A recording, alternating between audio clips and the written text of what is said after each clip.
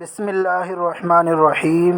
السلام علیکم ورحمۃ اللہ وبرکاتہ۔ دوستو، قال رسول اللہ صلی اللہ علیہ وسلم: المسلم من سلم المسلمون من لسانہ ویدہ۔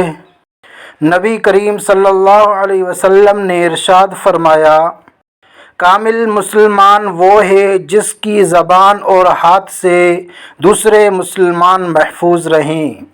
اس حدیث شریف میں آپ صلی اللہ علیہ وسلم نے باہمی زندگی گزارنے کا ایک سنہری اصول بیان فرمایا ہے کہ ہر مسلمان اپنے معاشرے کو امن و امان کا گہوارہ بنائے، ایسا معاشرہ جہاں ہر کسی کی جان و مال، عزت و آبرو محفوظ ہوں۔